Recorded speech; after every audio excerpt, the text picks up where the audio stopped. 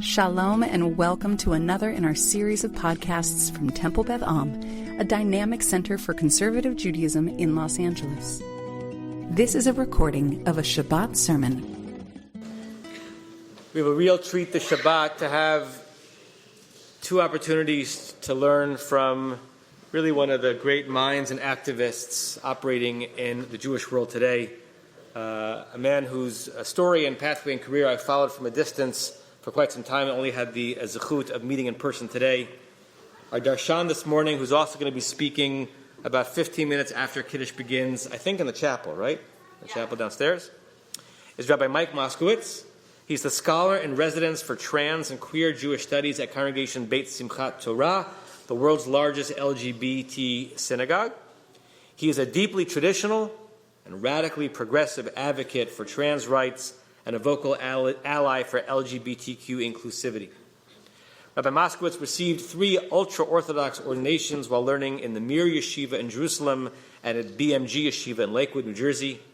He's a Wexner Field Fellow. He's a senior rabbinic fellow at the Hartman Institute and the author of Textual Activism, Graceful Masculinity, and Seasonal Resistance. His newest book, Ancestral Allyship, is now available, and his writings can be found at rabbimikemoskowitz.com. It's a great honor for us to have you with us this Shabbat. Our darshan, Rabbi Mike Moskowitz.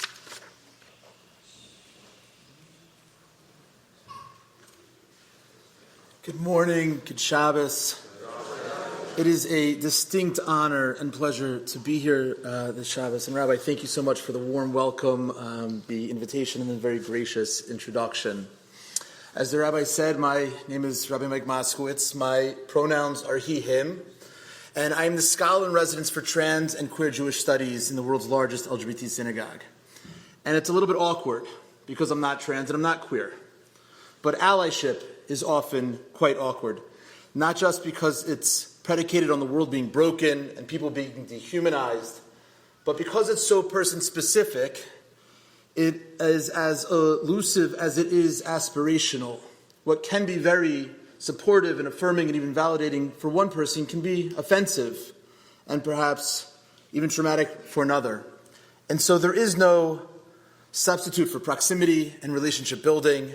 And so I'm really grateful to be here. I'll share a little bit of my story, explore a small amount of a story from this week's Torah portion, and I look forward to continuing the conversation, learning afterwards.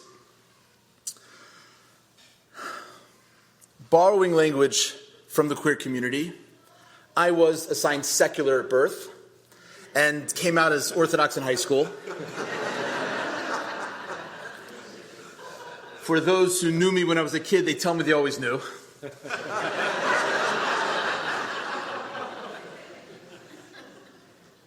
But I find this language very helpful, because so much of what we really relegate and limit to the human experience has its source in the divine. Exploring the divine revelation is God's coming out speech, where God tells us who God is, helps grant us insight to why just 40 days later at the sin of the golden calf, it was seen as such an egregious erasure of God's identity as the infinite source of the universe. We have now, unfortunately, forced God back into the closet, because this world is not a safe world for God to be out as who God is. There's a meta question about where gender really lies and whether or not we even have access to that.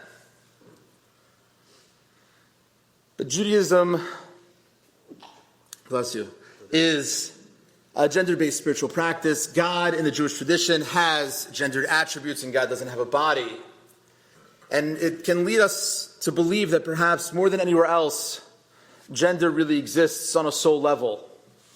It's perhaps for that reason on Shabbos, on Shabbat, we are given in Neshama Yisera an extra soul, an expansiveness of our soul, to be able to relate to God through gender in unique ways, to relate to the texture of time through gendered lenses. For example, last night, Friday night, regardless of our gender identity or sexual orientation, we turn to the Shabbos bride and modeling enthusiastic consent, intimacy as an invitation. We say, hey, we're really interested.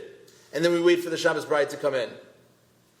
We find liturgically this is supported through the arc of gender through Shabbos. Friday night, in most prayer books, God's relationship to Israel is described in the feminine, Vainuchu Va, God dwells in Israel, her. Shabbos day, it's Vainuchu Vai, God dwells in Israel, him. By Mincha, by the afternoon service, Vainuchu Vam, God dwells in Israel, them.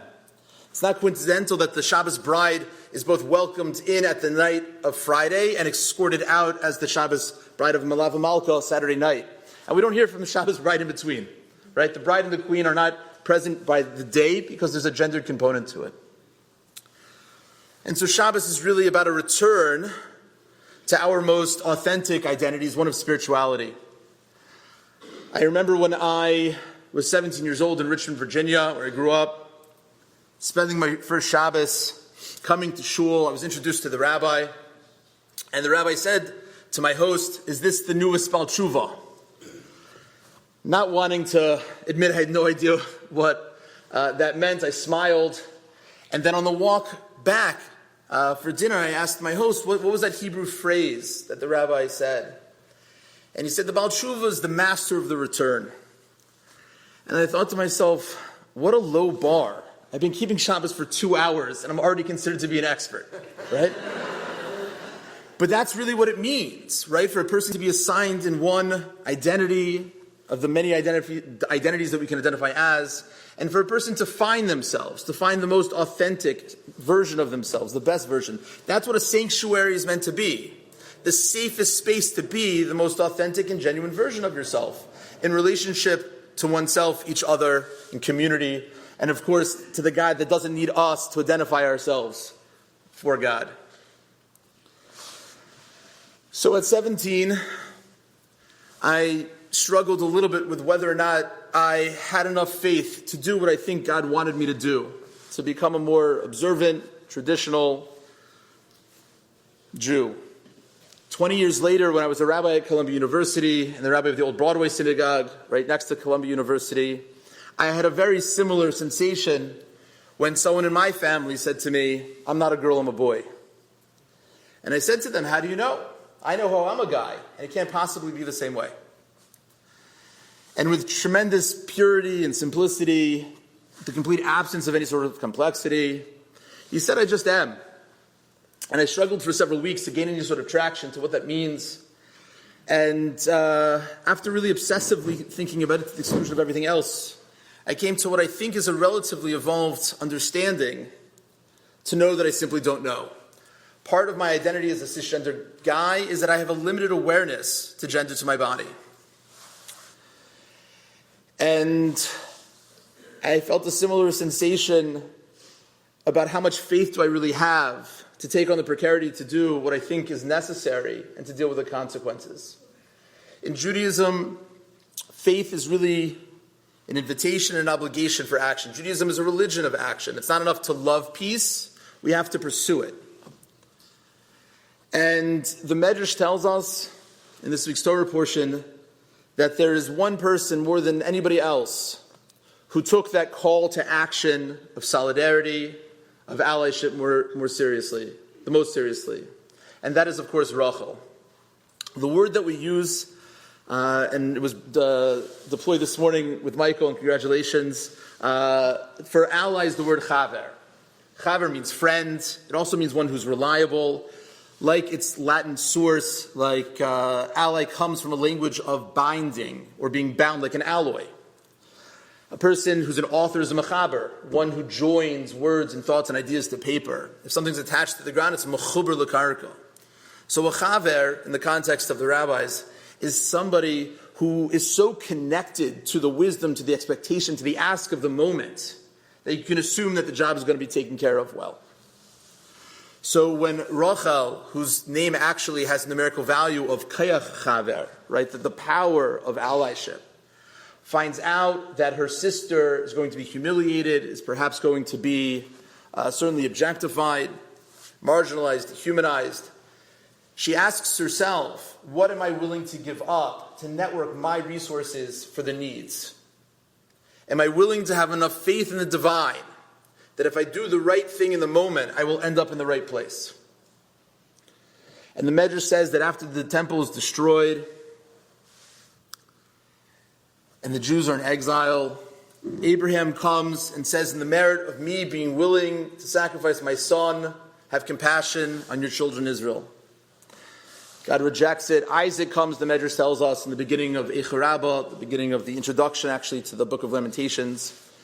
The Medrash says that Isaac says, listen, I was willing to be sacrificed. That needs to mean something. Be compassionate to your children Israel. Jacob comes, Moses comes, Rachel finally comes, Rachel comes and says, even though I had this temptation of jealousy, perhaps even to be vengeful, I overcame and I had faith that if I did what was right in the moment and advocated and allied on behalf of someone who didn't have the privilege, the platform, the agency, it would be all right. Have mercy on your children Israel in my merit. And the rabbis tell us that there's a heavenly voice that comes out, that God accepts that plea, and her roadside grave today reminds us that the path of communal return is achieved by taking care of each other. In fact, the Yerushalmi tells us Yerushalayim, Jerusalem, is called Yerushalayim Habenuya Ki'ir Shechubra Lo Yachtov, that it's a city of fellowship that is built up in togetherness. And the Medrash, the Yerushalmi tells us, the only way that Jerusalem, which is the ear of peace, it's the city of peace, the only way that it can be rebuilt is if we treat each other as chaverim, as allies.